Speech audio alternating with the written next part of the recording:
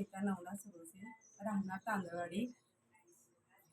मी बळीराजा कृषी शेतकरी गटामधून 50 महिलाबरोबर काम करते. मी बळीराजा गटाचे अध्यक्ष आहे.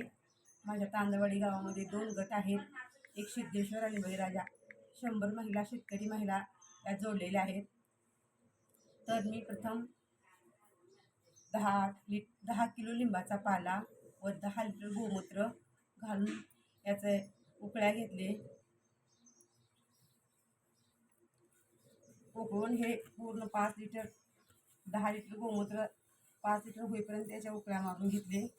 आता हे औषध वस्त्रगाळ करून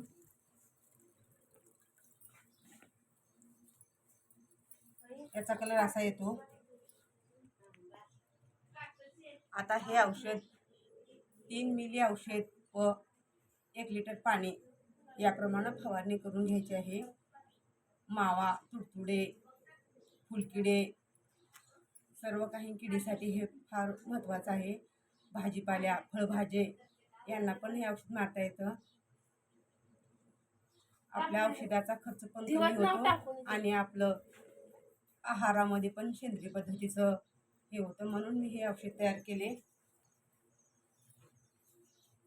सर्व शेतकऱ्यांना परवडेल असं देशी गाईचं गोमूत्र आणि लिंबाचा पाला एकत्र घालून शिजून, थोडं कष्ट आहे पण फार महत्त्वाचं आहे हे औषध बनविणं.